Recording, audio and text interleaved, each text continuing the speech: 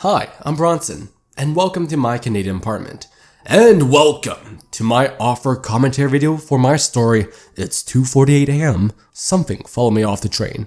In this series, I'll be going through different parts of my story to give a bit more context, share some behind the scenes magic, and tell you all about the ooey gooeys during the writing process, all in a bite-sized video. Also, just want to say, my throat was so clogged in my last video, I am so sorry you had to hear that, but this time around, Bronson, aka Hundungo, am at full power!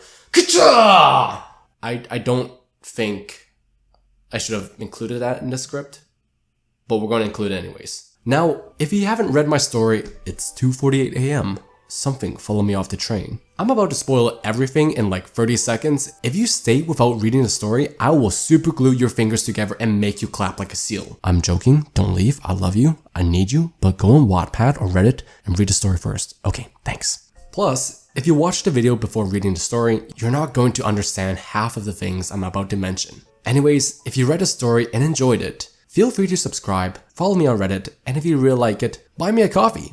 All my links are in the description. Alright, let's begin. It's 2:48 AM, Something Follow Me Off the Train is my second story I've ever written. The story is inspired by my real life experiences, living and working in Vancouver, dialed up to 10. This story took a fraction of the time it took to write Flesh Honeycomb, and I don't know if it's because I'm getting better at writing or because I'm unlocking some suppressed memories I probably should have spoken to a therapist about. Either way, I'm happy with how it turned out. A lot of my friends said it's a major improvement from Flesh Honeycomb. This video is going to be a bit different. I have a few talking points and I want to go through them all. And that's all. Let's dive in. In Flesh Honeycomb, I hid the fact I didn't really know how to write characteristics. This time, I wanted to try to push myself and try it head on, especially with the new monster of the story, which I named the Scooper. I'm not going to go into too much details of the Scooper just yet, but a Scooper is a blob of flesh that does what the name entails. After scooping out the insides of the living being, which in this story is a homeless man, it fills the empty space and molds itself into the scooped out flesh, before wearing the skin like a costume. It then mimics the victim's traits and characteristics. Essentially, it's the Rain City's universe version of a skinwalker. I do have future plans for the Scooper, but no spoilers yet. When creating the protagonist, I based her looks on a character from the game Deadlock, named Paige. Ginger hair, round glasses, all that. But I didn't want to copy it one-to-one, so I named her Sadie, which I thought was a great name, but once I pitched this to my friend, he reminded me of this one thing. Apparently, the name Sadie is already taken. Apparently, there's a prominent ginger female actor with the name Sadie, who's an actor from a very prominent Netflix series that I'm sure nobody else has heard of. My luck, really. God damn it, fine. I thought I had a clever name, original name, but fine. Now the main character's name is Mel. I'm still upset about that, by the way. Which, hey, someone who read my story and commented on my Reddit post is named Mel, and they mentioned it.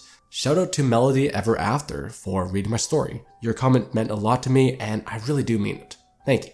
There are a lot of different fears. There's the one-off spooky monster jump scare kind of fear. And they're the ones that linger in your mind longer, that make you constantly think about it. This may come from trauma, loss, and a lot more other experiences, and I really want to tap into that. Psychological horror is pretty damn cool. Taking a quote from Takayoshi Sato, the CGI director of the original Silent Hill 2 game, psychological horror has to shake humans' hearts deeply.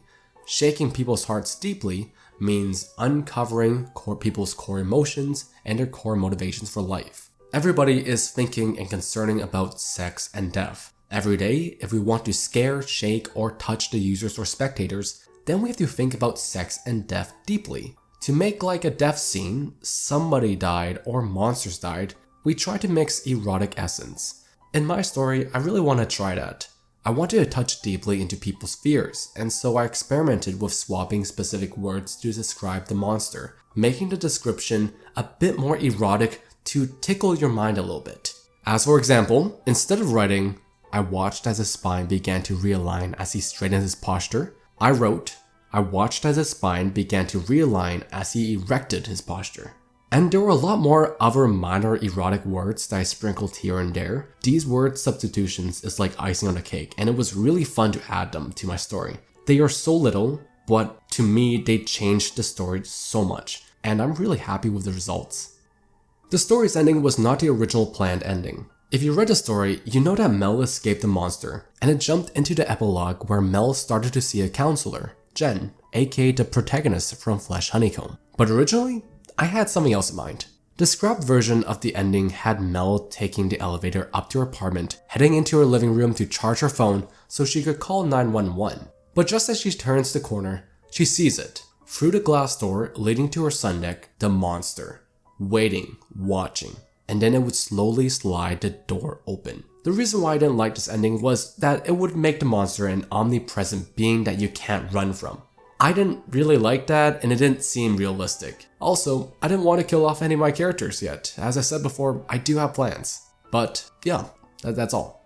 So what's next for the Quiet Tales of Rain City Volume 1? You all know I love sneaking little teasers for my next project into my stories. And this time around, I think it's a bit more obvious of what I'm hinting at. For my next story, I'm really trying to push myself. Both It's 2:48 AM, Something Followed Me Off the Train, and Flesh Honeycomb came in at around 3,000 words. So I wanted to level up and aim for somewhere between 5,000 to 6,000 words this time. Right now, I'm only about 1,000 words in. There might be a bit of a wait. But that's all the time I got for now. I'll see you all next time. Whenever that is. No promises.